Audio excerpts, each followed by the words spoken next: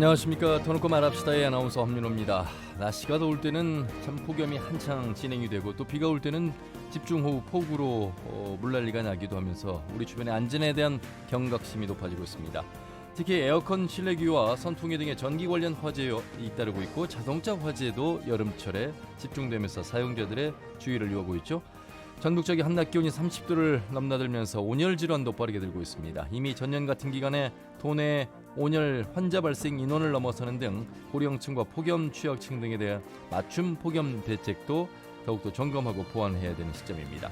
자, 오늘 터놓고 말합시다에서는 여름철 화재와 온열 질환 예방이라는 주제로 함께하겠습니다. 최근에 발생하는 다양한 화재와 온열 질환에 대한 대처, 또 시민들의 안전의식 제고 방안 등을 짚어보겠습니다. 아울러서 에너지 절약과 전국 소방 안전의 한 단계 도약을 위한 제도 과제도 무엇인지 짚어보죠. 오늘 터놓고 말합시다는 사전 녹음 방송으로 진행하고 있습니다. 유튜브에서 터놓고 말합시다를 검색하시면 실시간 보기와 다시 보기도 가능합니다. 많은 의견과 제보도 해주시길 바라겠습니다. 자, 그러면 토론에 들어가기 앞서 도민들은 여름철 화재와 온열 환자 예방에 대해 어떻게 생각하고 계신지 김세별 리포터의 도민 인서트로 함께 들어보시죠. 이번 여름철 덥다고 에어컨을 과도하게 틀다 보니까 실외기 등 화재가 자주 발생한다고 하더라고요. 에어컨을 자주 꺼준다던가 가열을 막는 노력이 필요할 것 같아요. 또 평소 에어컨 점검뿐만 아니라 실외기도 한번 살펴보려고 하고 있어요. 너무 불소식이 많이 나가지고 불안해가지고 아무래도 더 한번 신경 쓰고 관심 가져지는 계기가 화재가 무서운 줄 알면서 쉽게 방심하는 것 같아요. 쓰지 않는 전기 제품은 항상 코드를 빼놓는 거를 습관화하고 아파트나 주택 주변에 항상 점검하고 경각심을 잃지 말아야 할 것 같은데요. 전기 자원을 아끼는 문제에 대해서도 스스로 고민해봤으면 좋겠어요. 여름에는 전기기계 화재뿐만 아니라 폐기물이 쌓인 곳에서 자연발화 등도 많다고 하더라고요. 그래서 철저한 관리가 필요한 것 같고 이천물류센터 화재처럼 상고시설에 대한 화재 같은 것도 많이 나는데 화재시설물 설치도 매우 중요하다고 생각합니다. 안전교육도 신경 썼으면 하고요. 법적으로 처벌을 강화하고 안전시설물 설치 이런 것도 좋지만 기본적으로 인식 개선이 더욱 필요할 것 같아요. 해변 아래 1분만 있어도 어지럽다고 느껴지는 것 같아요. 특히 농사일이나 현장에서 일하는 분들도 조심해야 하지만 코로나19로 집에만 있어야 되고 선풍기 하나로 견뎌야 하는 취약층들의 돌봄이나 관심이 꼭 필요한 것 같다고 느낍니다. 더 큰 피해가 없도록 행정에서도 노력하고 우리 스스로도 주변을 잘 살펴봤으면 좋겠어요. 네, 도민들이 생각하는 여름철 화재와 온열 환재 예방책에 대한 목소리 들으셨습니다. 오늘 두 분 모시고 말씀 나누겠습니다. 먼저 전라북도 소방본부의 방호예방과장이시죠. 박형수 과장님 어서 오십시오. 네, 안녕하십니까. 전라북도 소방본부 방호예방과장 박병수라고 합니다. 예, 반갑습니다. 그리고 우석대학교 소방방재학과의 하태현 교수님 어서 오십시오. 네, 안녕하세요. 저는 우석대학교 소방방재학과 하태현 교수입니다. 반갑습니다. 오늘 8월 13일 금요일입니다. 녹음 방송하고 있는 날짜. 두 분 반소매 옷 입고 오셨어요. 저도 뭐 긴 소매긴 합니다만 올여름 너무 더웠어요. 그래서 뭐 에어컨 선풍기 없이 살 수 없었다 이런 말씀들 들으셨는데 더군 글쎄 94년도가 뭐 더웠다. 2018년도도 엄청 더웠다는데 올해도 역시 더운 한 해가 아니었나 싶습니다. 박 과장님. 네, 아마 저희 무더위는 여러분들도 느끼시겠지만 아마 소방관들이 가장 피부로 좀 많이 느낄 것 같은데 예. 현장 활동이 많다 보니까 아마 직원들 얘기 들어봐도 너무 더워서 그리고 또 요즘 코로나 때문에 이제 또 감염보호복 그렇죠. 등을 착용하고 활동하다 보니까 특히 아마 무더위를 많이 느끼는 한 해 같습니다. 예. 더운 날씨에 코로나까지 또 마스크도 착용해야 되고 네네. 의료 현장, 소방 현장에서는 방화복까지 입어야 되고 힘든 시기를 보내고 있습니다만 그럼에도 불구하고 이 화재 관련해서는 우리가 늘 항상 안전 아니겠습니까? 교수님? 네, 맞습니다.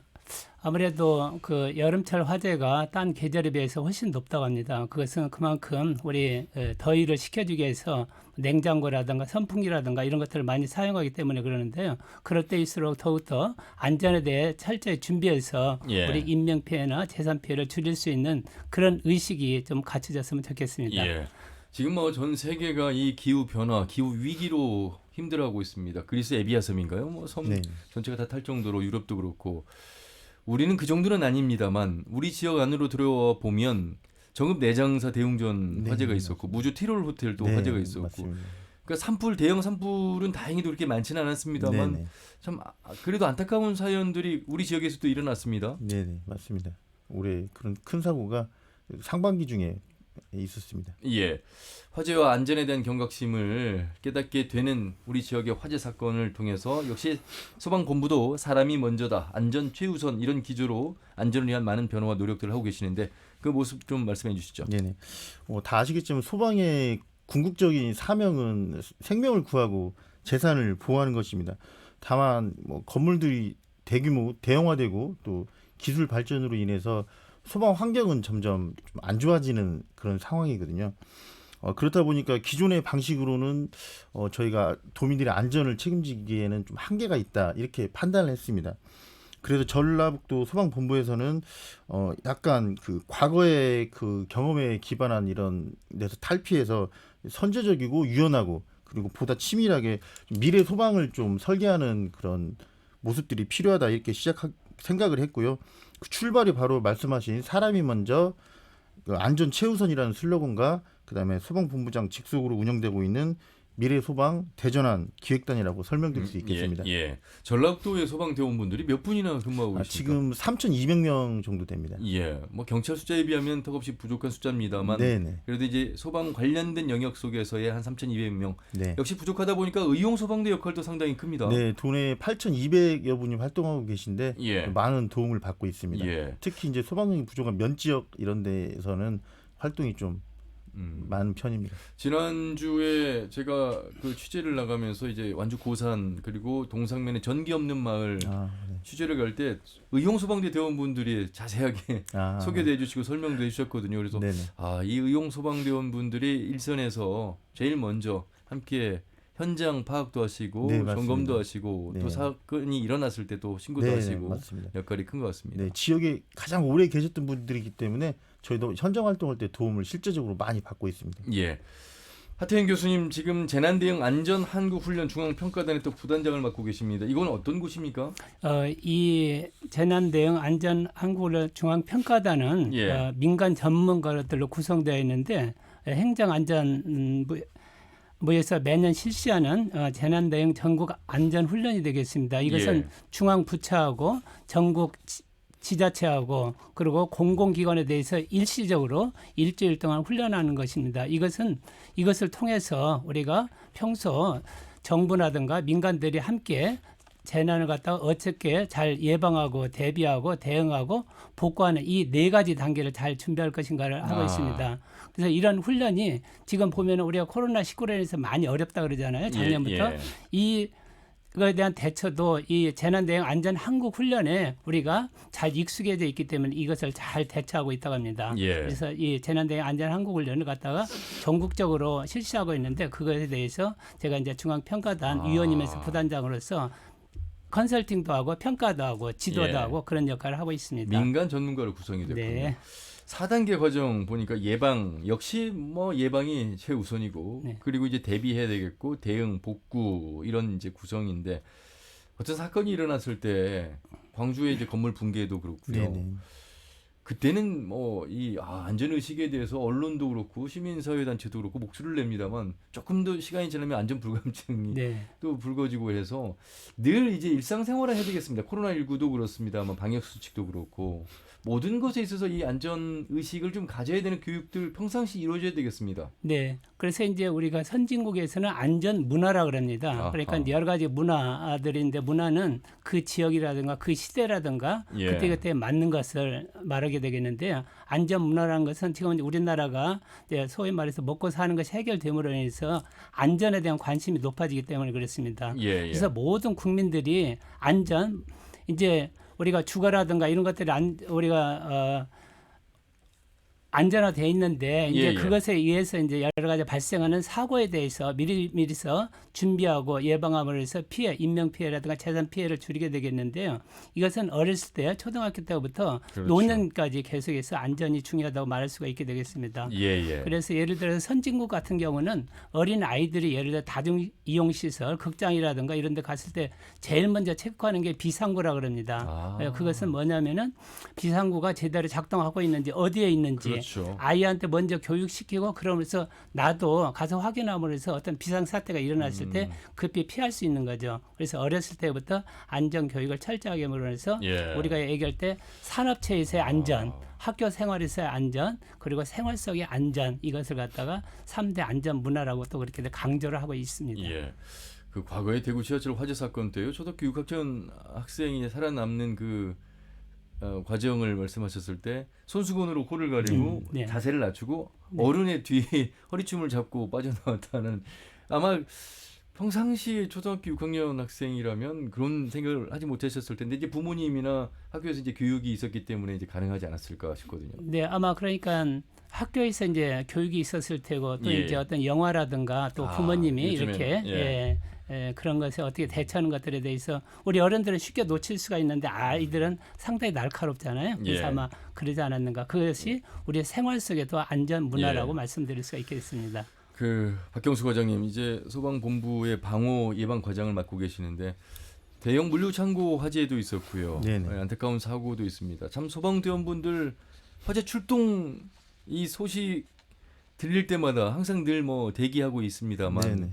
야 이번 화재 사건은 좀 잘 진화하고 왔으면 좋겠다 이런 생각들로 출동을 하실 텐데 역시 여름의 어려운 점은 방화복 자체가 이미 무겁기도 하고 덥기도 하고 방해가 되는 부분들 어려움이 좀 많을 것 같습니다. 네, 아마 현장에서 활동하는 우리 소방대원들이 아마 가장 힘든 시기가 아마 지금이 아닐까 싶습니다. 그 화재 진압대원의 경우에는 개인 안전장구 무게가 약 30kg 정도에 달하거든요. 어휴. 그다음에 구급대원 같은 경우도 평상시 같으면 헬멧하고 이제 안전 조끼만 착용을 하는데 코로나 19로 인해서 또 감염의 방지 그렇죠. 때문에 감염 보호복 전체를 착용하고 활동하다 보니까 그야말로 뭐 안전하고도 싸우고 있는데 폭염하고 가장 그렇죠. 예. 심하게 싸우고 있는 것 같습니다. 요즘에는 뭐 시민들 의식 속에요.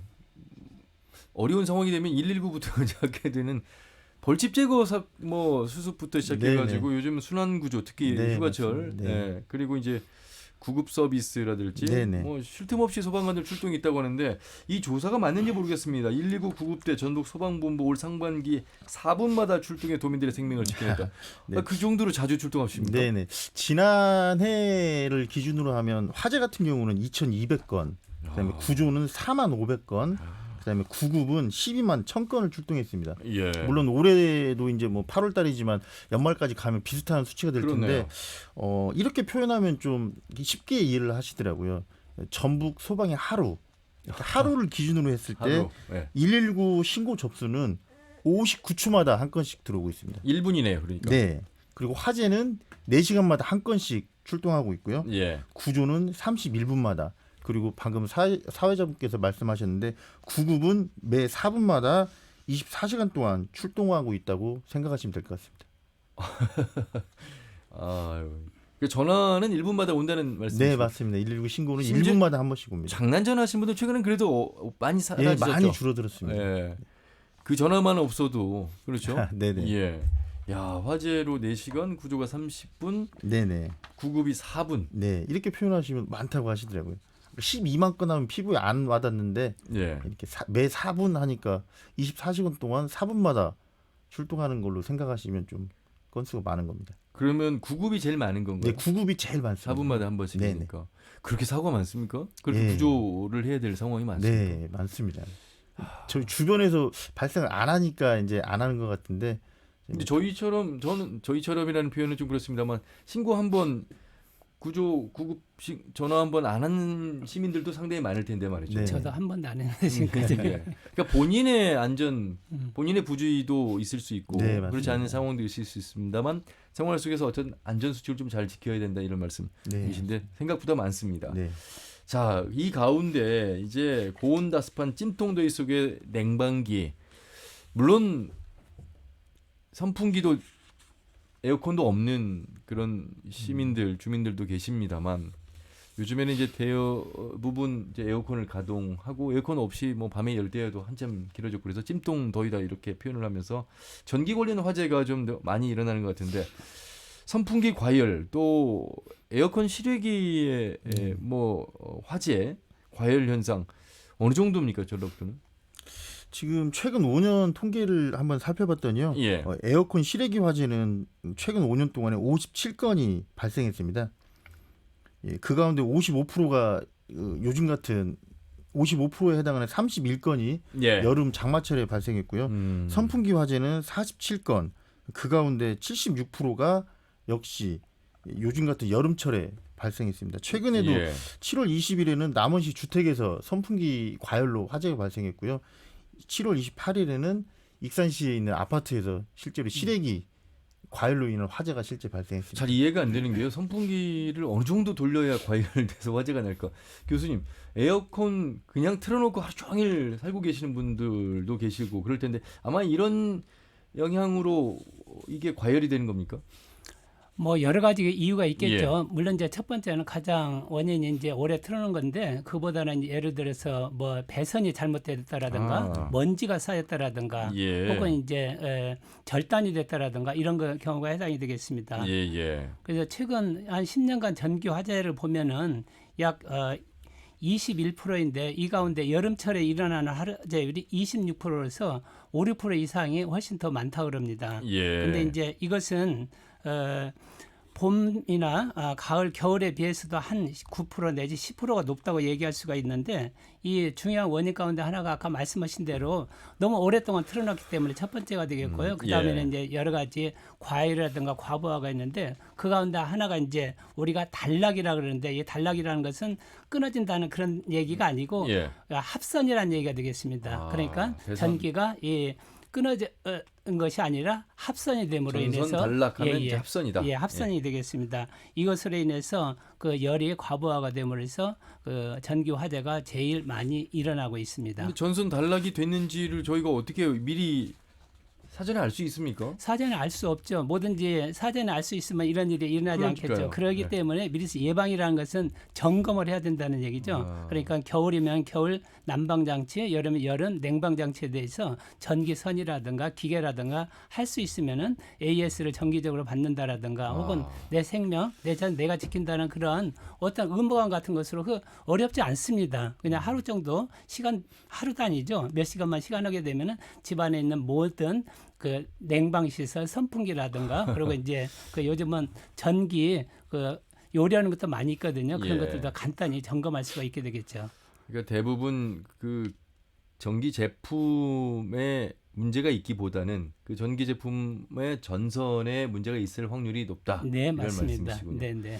저는 선풍기, 에어컨, 난방기 점검을 제가 신청해 본 적이 한 번도 없어서 이제 큰 일이 벌어질 수도 있겠다 이런 생각을 해보지 않았는데 말씀 들어보니까 화재가 여기서 일어난다면 어느 가정에서도 일어날 수 있다는 말씀이시잖아요. 네네. 추가로 한 가지 말씀드리면 사실은 저희가 매일 타고 다니는 자동차의 경우에는 여러 가지 부품의 교체 주기나 이런 것들을 많이 지켜서 오일도 갈고 엔진 오일은 뭐 타이어도 갈고 그러죠. 타이어도 교체하고 하시잖아요. 근데 모든 제품이나 기계는 내용 연한이라는 게 있거든요. 어느 정도 사용하게 되면 문제가 생길 가능성이 높아지는 겁니다. 그렇기 때문에 계절에 사용하는 냉방기기나 난방기구 같은 경우도 오래 사용한 경우에는 그런 문제가 발생할 수 있기 때문에 사실은 사전에 교수님 말씀하셨듯이 예방 검사를 하시는 게 원래 맞습니다. 생각해보니까 차는 또 그렇게 많이도 점검하면서 가정에서 쓰고 있는 전기 제품은 생각보다 관심도가 좀 떨어지는 것 같은데 차량 말씀을 하셔서 하태경 교수님 차량 화재 발생 빈도도 그렇게 높습니까?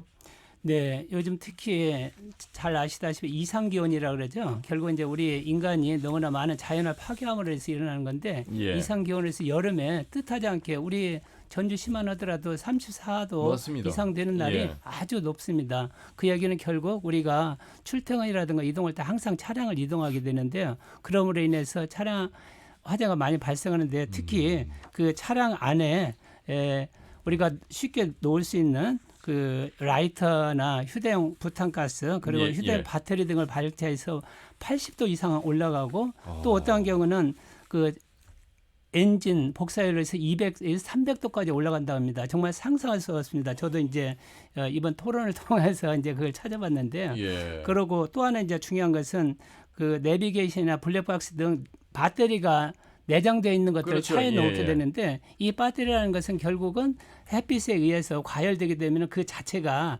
열을 발생하고 폭발할 위험이 높습니다. 예. 그래서 이것을 우리가 그런다고 안 가지고 다닐 수는 없거든요. 그렇죠. 그러기 위해서 최소한도 예방적인 차원에서 이동을 할 때는 가급적이면 그늘 밑에 두면 좋겠지만 그렇지 않은 경우는 앞에 뒤에 4개 창문을 조금씩 열어놔서 예. 차량 안의 온도가 높아지기 때문에 밖에 온도는 역시 34도, 35도 된다 하더라도 적절하게 이렇게 순환하게 되면은 그런 위험을 훨씬 더 예방할 수가 있게 되겠습니다. 예. 아, 이 차량 화재 관련해서도 그냥 무관심 속에서 늘 운전하고 다니는데 네. 이렇게 여름날에는 차량 안에 그런 라이터나 뭐 휴대용 부탄가스 혹시 이제 캠핑 다니신 분들 네네, 모르고 이제 맞습니다. 내리지 않고 차 안에 두는 경우도 네. 간혹 발생할 수 있고 아울러서 차량 소화기에 비치되어 있는 차들 최근에는 좀 자연스럽게 부착이 돼서 나오던데 네, 맞습니다. 예. 지금 요즘은 7인승 이상의 경우에는 그 차량용 소화기가 의무화가 됐기 그렇죠. 때문에 예. 많이 비치가 돼 있는 그런 상황입니다. 예. 네, 그런데 이제 그 차량 화재에 대해서 좀 하나 말씀드리고 싶은 것은 특히 이제 여름철에 어린이들을 데리고 이제 쇼핑이라든가 볼일을 보러 가게 되는데 예. 그럴 때 어린이들 절대로 차에 잠깐 뭐 10초, 20초, 30초 보고 돌아오겠다는 생각으로 해서 아이들을 차에다 혼자 남겨두는 경우가 있는데 절대로 그렇게 해서는 안 되겠습니다.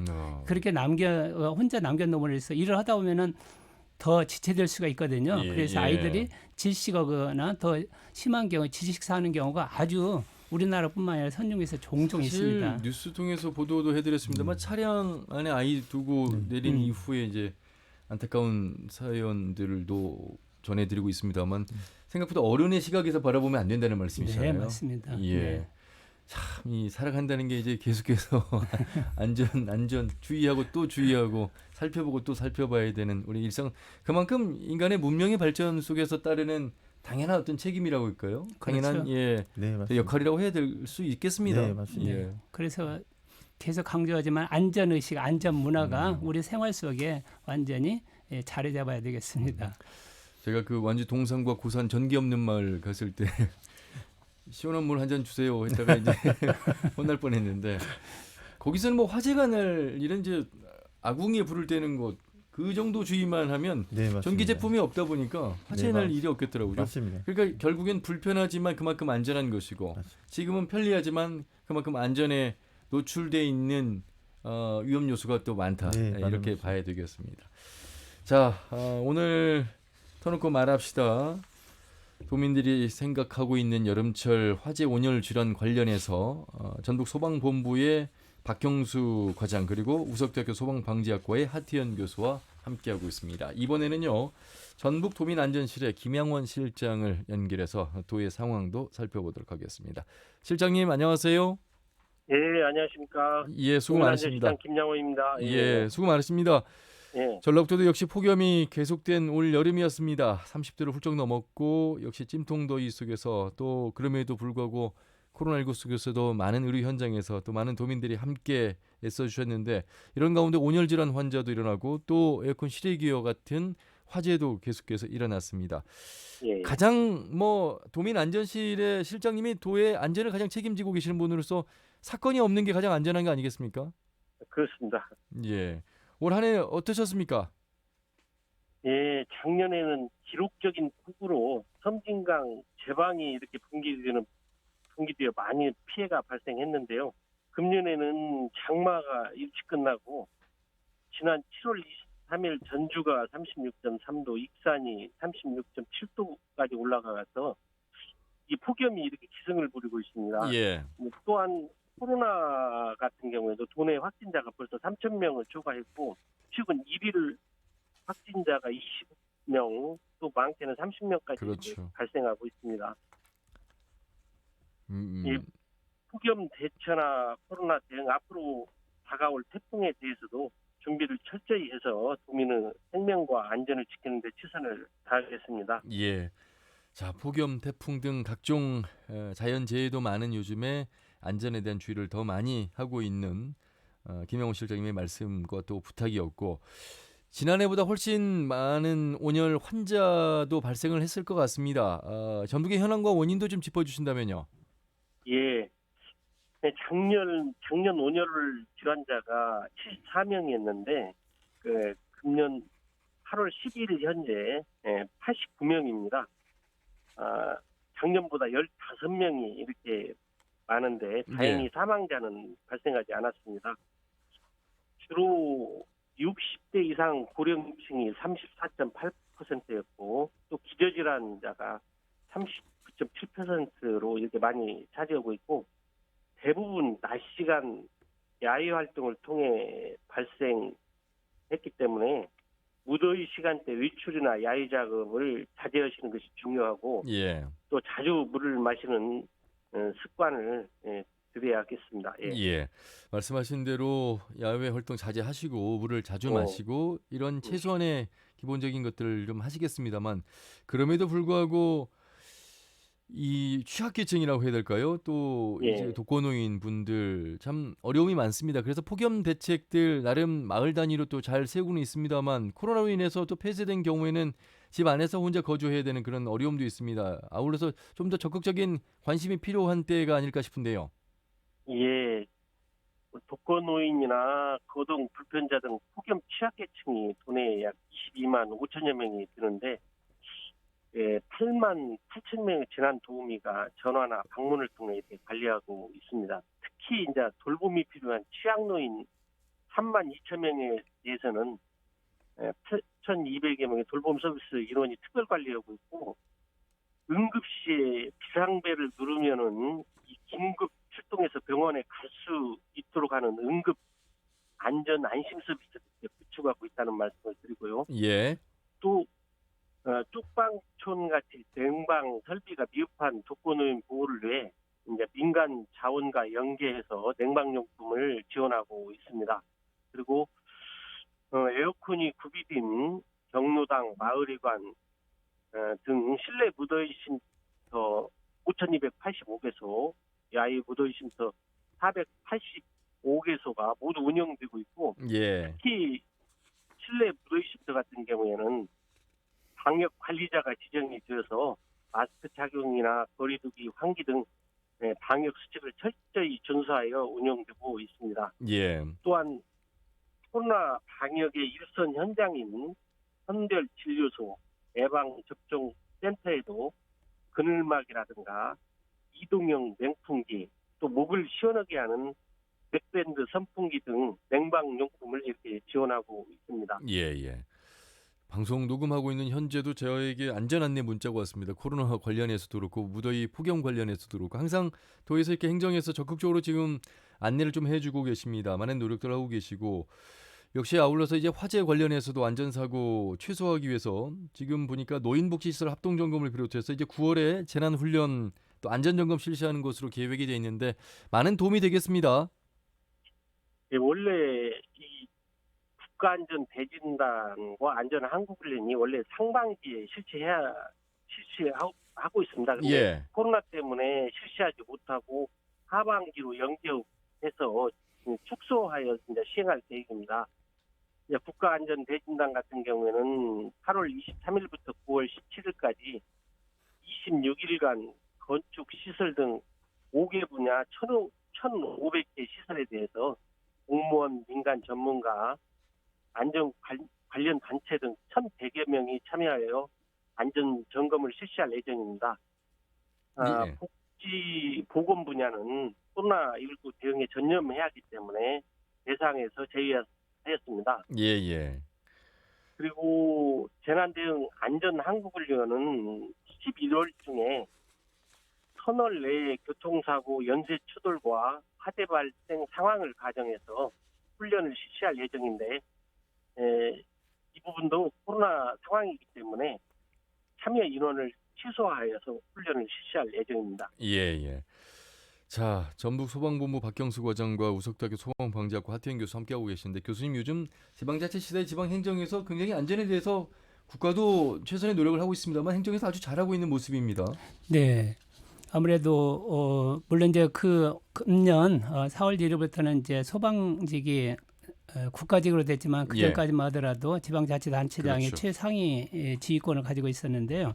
어쨌든 이 우리 특히 전라북도에서 도지사님께서 상당히 재난 안전에 대해서 신경을 쓰고 있습니다. 예. 그래서 다중 이용 시설에 대해서 딴 지자체는 그런 게 없는데 전라북도 특별 요원을 해서 점검을 하는 방법이라든가 저도 이제 거기 참여해서 하는 경우가 그렇죠. 있었는데요. 예. 그런 경우가 있고 제가 이 자리에 들어서 학교에 있기 때문에 예, 간단하게 부탁 말씀드리고 싶은 것은 우리 대학교에 소방 관련 학과라든가 응급학과 그리고 간호학과 이런 그렇죠. 학생들이 이런 때에 실습할 수 있는 현장 실습 기회를 좀 줬으면 좋겠어요. 그럼 그 학생들이 이론으로만 배우는 것이 아니라 현장에서 직접 그리고 이제 우리 동네 우리 마을들이잖아요. 예. 그 학생들이 실습해 보면서 어떤 역량 강화뿐만 아니라 그 어르신네들이라든가 이런 것에 친근할 수 있게 되겠고 예. 그리고 이제 두 번째는 그 우리 지자체 입장에서도 우리 학생들이 실습 기회를 줌으로 인해서 이 학생들이 외부로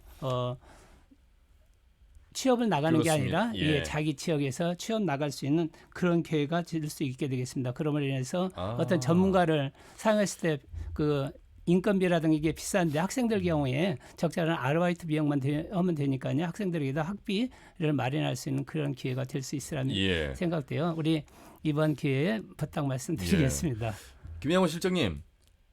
예. 최근에 보면 굉장히 좋은 제안인 것 같습니다. 예, 말씀하시죠. 적극적으로 검토하도록 하겠습니다. 예, 뭐 고등학생들도 이제 고교 학점제가 시행이 되고 있고 최근에 그 풍림파마텍이라고 해서 문재인 대통령이 다녀간 최소 자녀양 주사기의 대표를 만나고 왔는데 스카이 명문대학교의 학생들 졸업생을 원하는 게 아니다. 다시 네. 회사에 오면 결국에는 또 현장에서 얼마만큼 적응할 수 있는 인재가 필요한 것이 더 중요하다 이런 말씀하셨는데 그런 면에서 본다면 특히나 소방 안전 현장은 실습만큼 중요한 게 또 없잖아요. 배움 차원에서 본다면. 네, 맞습니다. 예. 도 차원에서도 한번 방법을 좀 강구해 보시기를 좀 바라겠습니다. 예, 그렇게 하겠습니다. 예. 자, 실장님 늘 항상 오늘도 안전에 대해서 도민들의 안전 책임을 지고 계시는 분으로서 수고 많이 하고 계시다는 말씀 드리면서 말씀 여기까지 듣겠습니다. 잘 들었습니다. 예, 감사합니다. 네, 전북도민안전실의 김양호 실장과 말씀 나눠봤습니다. 지금 그러면 학교의 학생들은 그래도 소방방지학과나 응급학과, 간호학과 실습이 있지 않습니까?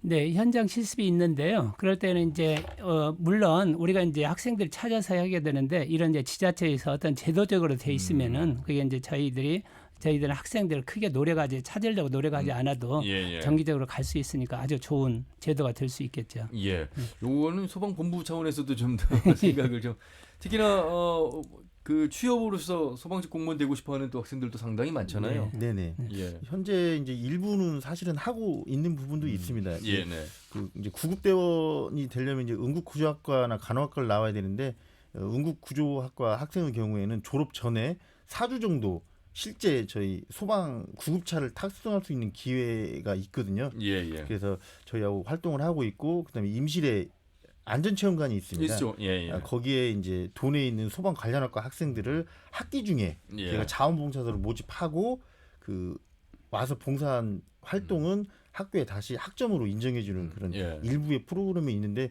교수님 말씀 들으니까 약간 더 확대해서 하면 좋을 것 같다는 아마 생각이 교수님 말씀은 실습이 학습을 위한 실습이 아니고 정말 체험하고 현재의 경험을 할 수 있는 제대로 된 체험 실습이 필요하다 이런 말씀이신 것 같습니다. 네, 특히 취약계층이라고 이제 노인들이라든가 이런 분들 아니겠습니까? 그래서 결국은 우리도 다 나중에 노인이 되는데 그런 삶도 한번 가 살펴볼 수 있고 그래서 아이들에게 어떤 그 현장 체험뿐만 아니라 정신적으로도 엄청나게 그 삶에 도움이 되리라고 생각이 됩니다. 예, 알겠습니다. 좋은 말씀 잘 들었습니다.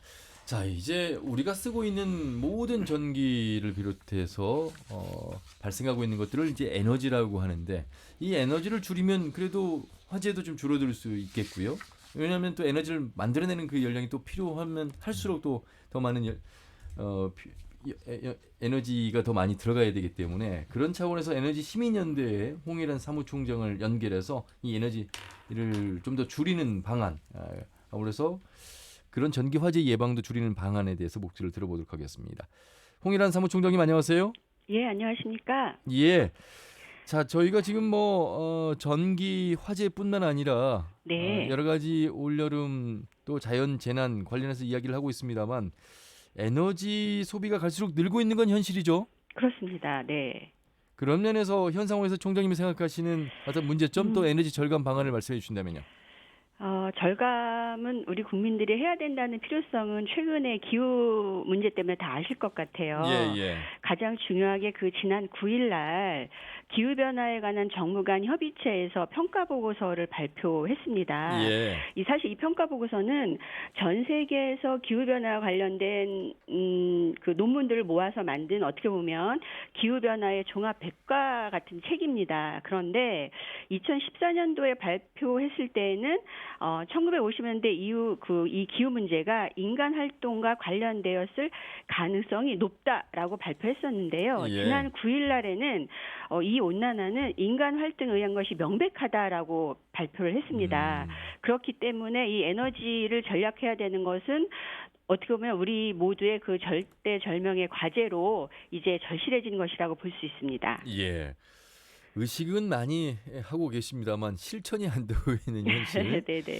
자, 그 중에 하나 네. 아무래도 이제 자영업 하시는 분들 코로나19로 손님도 떨어지고 또 문도 일찍 닫아야 되는데 네. 에너지 과소비 1위가 계문 냉방이라면서요? 예, 그렇습니다. 이 현황이 저희가 올해는 사실은 이 코로나가 워낙에 심각해서 조사를 하지 않았고요. 예. 지난해에 조사한 결과에 의하면 가장 가소비가 심각하고 많은 부분이 상가의 그 계문 냉방으로 나왔습니다. 그러니까 문 열고 냉방하는 그렇죠. 거가 1순위였고요. 예. 두 번째는 아시는 것처럼 여름철 적정 실내 온도가 26도에서 28도거든요. 예. 그런데 특히 이제 대형 건물들에서는 26도보다 훨씬 낮은 실내 냉방이 되고 있다라는 걸로 나타났습니다. 예. 그래서 이제 여러 가지 방법이 있겠습니다만 실내 냉방 온도를 좀 적정하게 지켜주는 것도 에너지를 절감하는 방법 중에 하나가 될 것 같고요. 예. 가장 많이 아까 말씀하셨던 것처럼 아시면서 잘 실천 못하고 있는 것 중에 하나가 대기 전력 차단이라고 볼 수 있습니다. 예. 대기 전력이라는 것은 전원을 끈 상태에서도 전기 제품에서 이제 소비되는 전력을 말하는데요. 이 대기 전력만 차단해도 연간 7% 이상의 전기를 줄일 수 있게 됩니다. 그래서 가장 이제 대기 전력을 줄이는 거가 가장 크고요. 그래서 이게 없다고 한다면 불편하거나 귀찮다 그러면 그 개별 멀티탭을 사용을 해서 예. 대기 전력을 차단하는 방법이 어떻게 보면 가장 실천할 수 있는 그렇네요. 기본 방법이 되겠습니다. 예. 26도가 돼야 되는데 26도 시원하진 않습니다. 그래도 그렇죠. 예, 지켜야 되는 현실. 아울러서 이제 플러그 그냥 항상 늘 뽑지 않고 그냥 꼽아놓는 거. 꼽아놓는 네. 그런 상황에서 문제점도 지적을 해주셨는데 이런 것들이 줄어들면 상당히 에너지 절감이 된다 이런 말씀이시군요. 네, 그렇습니다. 예. 전기요금 고지서 여러분들 요즘 보십니까? 그 7월에 전기요금 고지서를 받아보고 놀란 분들 많이 계시다고 하는데 특히 올해 1월부터 전기요금 청구서가 새롭게 변경되면서요. 네. 원가 연기형 체계가 도입됐다고 합니다. 이것 좀 설명 좀 해주세요. 이거는 그 원가 연계 요금제라는 것은요, 그 전기 생산의 그 연료가 되는 뭐 석탄이나 LNG 그 원가가 오르게 되면 전기 요금도 오르게 되고, 그게 연료가 낮게 되면 이제 전기 요금도 낮아지는 그 연료비 변동분을 전기요금에 반영하는 것입니다. 그래서 기존에는 이제 그냥 이런 원가에 상관없이 전기요금을 이제 내렸거나 올렸거나 이런 방법들을 했는데 이제는 그 명확한 근거를 통해서 전기요금을 이제 계산한다라는 걸로 해서 이제 올해부터 진행이 되고 있고요. 예. 또 하나 바뀌어진 것이 그동안의 고지서에는 기본 요금하고 내가 사용한 전력량 요금만 표시가 되어 있었거든요. 전기요금 청구서에. 그런데 올해부터는 이 두 가지 이외에 기후환경 비용이라는 것, 보통 이제 온실가스 배출권 거래 비용이라든지 신재생 에너지 의무 비용, 그다음에 이제 석탄 발전 감축 비용을 합해서 요 기후환경 비용이라고 하는데요. 요것을 분리해서 고지를 해서 내가 사용한 전기 요금에 기후환경 비용이 얼마 정도 들어갔다라는 것을 소비자들이 좀 알 수 있게끔 이렇게 좀 바꿔서 표시한 부분입니다. 기후환경 요금 요거 한번 꼼꼼히 봐야 네. 되겠습니다. 누진제 구간이 확대 적용되는 부분도 있죠. 네, 그 7월, 8월 이제 한시적으로 2개월 진행이 되는데요. 아마 예. 이제 7월 달 거 받아 보셨을 터인데 예. 보통 1구간이 1에서 200kWh까지가 이제 1구간인데 7, 8월에는 100kWh를 더 줘서 1구간이 300까지가 이제 1구간으로 볼 수 있고요. 2구간은 400까지 볼 수 있어서 여름 한철 동안에 그 보통 말씀하시는 전기요금 폭탄을 조금은 누그러뜨리고 조금 그 국민들한테 조금 그 편안하게 여름철 전력 사용을 할 수 있도록 나름 혜택을 주고 있는 제도입니다. 예. 요금은 그대로인 거고요. 예. 에너지 이야기는 많이 합니다만 아마 많은 청취자분들 에너지의 날이 언제인지 잘 모르실 것 같습니다. 다음 주 금요일 20일입니다. 저도 이제 전북 환경운동연합과 함께 이날 네. 행사에 또 사회를 함께 보게 됐는데 아, 그러셨군요. 예. 자, 이때만이라도 잠깐 소등 행사 그러니까 네. 이벤트가 아니고 네. 이 소등의 효과가 어느 정도인지 실감할 수 있는 그런 체험입니다. 실제로 네. 이 에너지의 날 행사를 통해서 여러 가지 에너지 절감 효과를 좀 홍보할 텐데 네. 오늘 방송을 통해서 좀 말씀해 주세요. 네, 그 에너지의 날은 말씀하셨던 것처럼 8월 22일입니다. 예. 이거는 2003년 8월 22일에 그해 전기를 가장 많이 써서 저희 에너지 시민연대가 2004년부터 8월 22일 날 하루만이라도 에너지를 전 국민들이 조금 더 절약하자라는 취지로 낮 시간대 아까 말씀드렸던 실내 온도를 조금 더 지켜주는 것과 밤에 9시부터 5분간 소등을 하자라는 걸로 이제 진행을 하고 있습니다. 예. 그래서 올해가 18번째가 됐는데요. 근데 8월 원래 8월 22일인데 그렇죠. 이번 주는 이번에는 금요일 8월 날. 22일이 일요일이어서 저희가 예, 예. 20날 행사를 합니다. 그래서 작년의 결과를 보면요.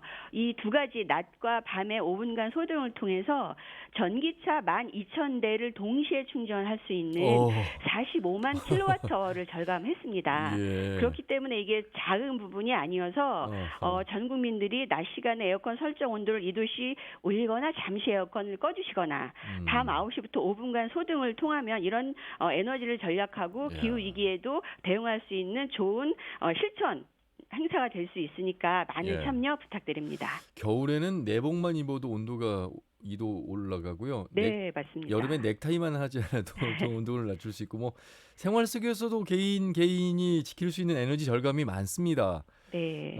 이날만이라도 낮에 에어컨 온도 적정 온도 지켜주시고 밤 9시부터 5분간 소등입니다. 잠시 5분 정도는 뭐 불편하지 않는 그런 짧은 시간이 아닐까. 마음이 네, 중요할 맞습니다. 것 같습니다. 네, 네. 예. 자, 아마 뭐 불편함을 이제 겪지 못하는 그런 시대에 우리가 살고 있는 인간이 됐습니다. 다 이것 또한 우리가 만들어 놓은 문명의 발전 속에서 우리가 감당해야 될 이제 역할과 책임이라면 예. 다시 전 세계가 그래도 뭐 탄소 중립부터 시작해서 에너지를 줄이자는 그런 운동이 함께 이루어지고 있습니다. 이것은 이 시대의 또 숙제이고 화두인 것 같습니다. 그런 면에서 거창한 것 아니라도 네. 개개인이 할 수 있는 것들이 많이 있을 것 같아서 좀 강조를 마무리 말씀을 해주신다면요. 말씀하셨던 것처럼 이제 기후 변화를 대비하는 이 에너지 전환은 이제 선택이 아니고 필수가 되었습니다. 뭐 나타나고 있는 지구촌의 폭염, 홍수 등이 이제 인간 활동에 의한 것이라고 명백하게 나왔기 때문에 예. 국민 모두가 한 마음으로 에너지를 절약하는 실천, 그러니까 알면서 못하거나 안 하는 게 아니라 작은 실천을 습관화, 생활화하는 행동 실천이 무엇보다도 중요하고 필요한 시기라고 봅니다. 예. 목소리도 좋으시고요. 내용도 좋고요. 감사합니다. 이제는 홍일환 총장님의 말씀처럼 실천만 하면 되는 다 알고 있는 그런 에너지 절감인 것 같습니다. 말씀 잘 들었습니다. 고맙습니다. 예, 감사합니다. 네, 에너지 시민연대 홍일환 사무총장과 말씀 나눠봤습니다. 교수님 뭐 이렇게 말씀 들어보면 다 아는 이야기고요. 지켜야 되겠다 이런 생각도 드는데 왜 안 될까요 이게? 근데 아까 우리 이 총장님께서 말씀하신 대로 작은 실천을 생활 습관화라 그랬잖아요. 예, 그래서 특히 이제 제가 좀 잘 들었던 것 가운데 하나가 예, 네. 집에서 이 대기 전력 차단인데요. 대기 전력 차단 쉽지 않습니다. 저는 이제 오랫동안 영국에서 유학을 하면서 생활했는데 거기는 가정에 설치되어 있는 콘센트에 다 스위치가 있습니다. 그래서 우리가 그 스위치가 이렇게 쉽게 할 수가 있기 때문에 이게 플러그를 뽑으라는 게 쉽지 않거든요. 그러다 보면 이게 오히려 그 플러그가 또 망가질 수도 있거든요. 예, 예. 그래서 제가 이 기회를 들어서 우리 총장님도 말씀하셨듯이 그 가정에만큼은 최소한도 가정에서 모든 플러그에 대해서는 그 스위치를 달게 하는 것을 의무화시키는 것을 했으면 좋을 것 같아요. 예. 그거 생각보다 비용이 많이 들지 않거든요. 우리가 그거 이 멀티탭이라고 하는 거 네, 그거 네. 말씀하시는 네, 겁니다. 예. 그래서 멀티탭이 이렇게 돼 있는데 그거 다 지금 최근에 나와 있는데 그런 것도 있지만 최소한 가정에 새로 신축되는 아파트라든가 모든 건축물에 이 멀티탭이 포함된 그 스위치를 네. 했으면 좋겠습니다. 예. 네. 오늘 다 저를 향해서 하신 말씀 같습니다. 에어컨 실외기도 한번 점검해보고 전선들도 한번 점검해보고 그렇게 뭐 많은 시간과 노력을 드려야 되는 거 아니니까 한 번 네. 정도는 해보시라 이런 말씀도 있고 최소한의 플러그를 뽑기 어려우면 멀티탭의 스위치를 끄고 출근하고 이런 습관을 좀 들여라 이런 말씀이십니다. 네. 자 이제 개개인이 할 수 있는 부분에 대한 말씀을 드렸다면 이제 소방본부의 박경수 과장님 오셨으니까 소방 공무원이 이제 국가직으로 전환이 되면서 그래도 좀 많이 나아졌을 거라고 보고 아울러서 이제 인력 충원도 항상 늘 과제로 짚었던 부분인데 그래도 많이 좀 질적인 내용도 그렇고 내용의 여러 가지 형식적인 측면도 좀 많이 달라졌을 거라고 봅니다. 네, 올해 그 작년 4월 1일자로 저희가 국가적으로 전환이 됐는데요. 예. 이번 문재인 정부 들어서 전국 소방공무원을 2만 명을 증원하는 걸 지금 공약으로 내셨고요. 올해 그리고 내년도가 되면 2만 명을 다 충원할 계획이고 전라북도도 현재 750명까지 충원을 했고요. 올해하고 내년에 500명을 충원하게 되면 약 1,200명 정도가 충원돼서 법령에 딱 맞는 그런 소방력을 갖추게 될 예정입니다. 예. 아울러서 현장에 정말 도착하기 전까지 그 시간을 골든 타임이라고 하는데 그 골든 타임에 많은 시민들께서도 함께 동참해 주시는 모습 보기 좋고요. 아울러서 이제 이 소방관들의 안전이나 심리 치료 이런 부분들도 좀 항상 뒤따라야 되는데 현실에서는 그게 좀 잘 안 되는 모습으로 비춰지고 있습니다. 네네. 여러 가지 이제 아까 초반에도 말씀드렸는데 저희가 소방 공무원들이 활동하기 어려운 이제 사회 환경이 만들어지고 있습니다. 예. 건물도 점점 대형화되고 지하도 깊어지고 그렇죠. 건물 모양도 복잡해지고 차량 같은 경우도 뭐 전기 차량이 또 생산되면서 맞습니다. 네. 또 새로운 방법의 대응 방법이 고안돼야 되고 이러기 때문에 일단 저희 직원들도 같습니다. 아까 뭐 여러분들 말씀하셨지만 안전사고를 예방하기 위해서는 조그만 우리 직원들 자체도 관심을 가지고 작은 행동들도 신체에 옮기는 게 제일 중요하고요. 예. 정책적인 부분에서는 현재 현장 안전 점검관이라는 제도를 도입을 했습니다. 모든 소방서에 현장 안전 점검관을 지금 배치했는데요. 그 사람들이 평상시에 발생할 수 있는 안전사고에 대한 위험 예지 훈련도 시키고요. 그다음에 현장에 직접 같이 출동을 합니다. 출동을 해서 현장 활동에 대한 안전 영향 평가를 해서 다시 직원들한테 피드백을 해줘서 이런 상황들에 대해서는 당신들이 이렇게 행동한 건 안전에 좀 저해가 된다. 몸도 살피면서 현장 활동을 해라. 이런 식으로 현재 추진하고 있는 상황입니다.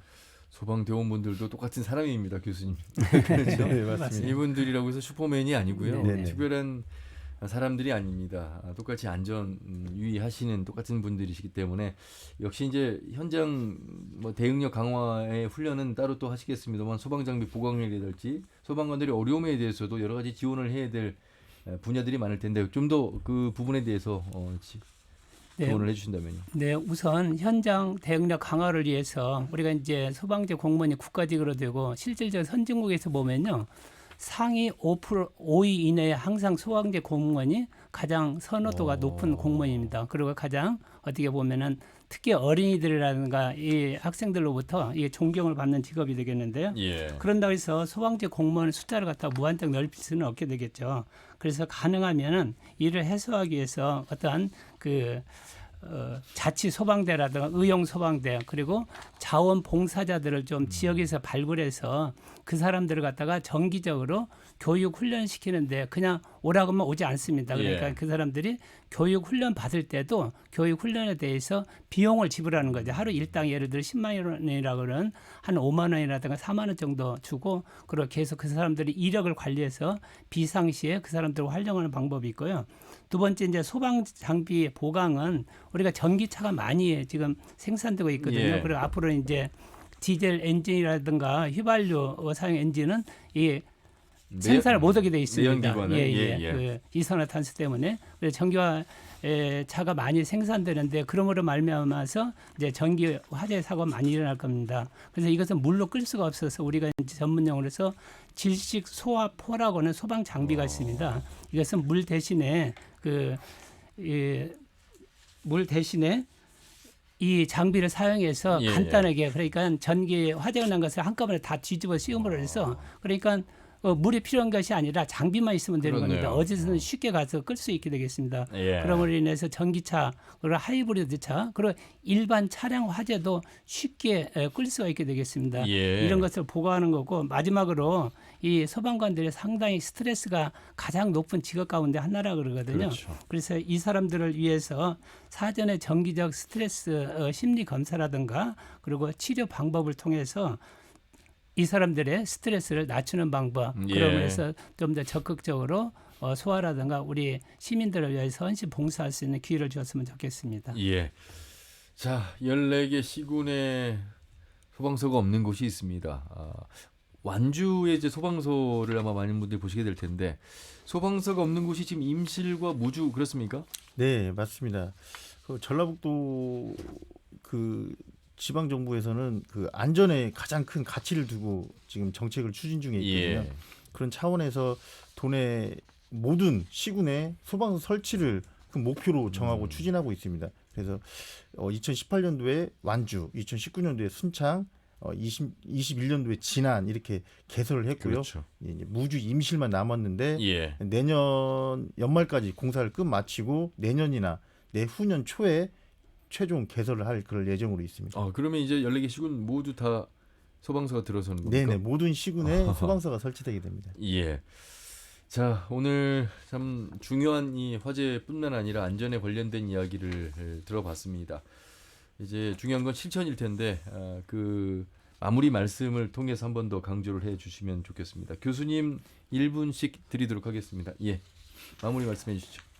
저기 선진국 캐나다, 네덜란드 같은 경우는 소방 이렇게 이제 화재가 났을 때 소방 공무원들이 다 처리할 수 있습니다. 얘기로는 약 70-80%가 일반 주민들, 그래 의용 소방대라든가 자체 소방대로 활용해서 한다 그러거든요. 그래서 우리나라도 이 소방직 계속 공무원을 유지하기 위해서는 인건비와 또 그분들을 근무할 수 있는 건물이라든가 시설이 필요하게 되겠습니다. 예. 그래서 그것을 조금이라도 전략하기 위해서 그리고 우리 민간인도 상당히 분야별로 전문화되신 분들이 많거든요. 그래서 그분들을 갖다가 교육 훈련시키고 잘 관리해서 그래서 그리고 또 이제 민간에 또 좋은 시설들이 아주 많습니다. 예. 그런 시설들을 갖다가 잘 활용해서 예산도 전략하고 그리고 우리가 민과 관이 잘 협력하여서 이런 소방 문제, 재난 문제를 해결했으면 좋겠습니다. 예, 고맙습니다. 박형수 과장님. 예, 아까 사회자분께서 말씀하셨는데 재난 방송이나 재난 문자가 많이 아마 전달되고 있을 겁니다. 각종 정보에 항상 좀 귀를 기울여 주시고 관심을 가져주셨으면 좋겠습니다. 화재 등 모든 재난은 예방이 가장 중요합니다. 그렇죠. 조금만 관심만 가지면 안전을 지킬 수 있는 가장 손쉬운 방법입니다. 예. 언제나 든든하고 따뜻하게 도민들께 다가가는 소방이 되도록 하겠습니다. 예, 예방만 잘한다면 지킬 수 있습니다. 하지만 그렇지 못한 상황에서라면 한순간 모든 걸 잃게 되는 그 화마 각별히 여러분들 주의하시고 실천하는 모습 오늘 이 방송을 통해서 조금 더 생각하셨으면 좋겠습니다. 두 분 말씀 잘 들었습니다. 고맙습니다. 감사합니다. 네, 감사합니다. 네, 전라북도 소방본부의 박경수 방호예방과장 그리고 우석대교 소방방지학과의 하태현 교수와 함께했습니다. 터놓고 말합시다는 다음 주 일요일 오후 5시 5분에 인사드립니다. 함윤호였습니다. 고맙습니다.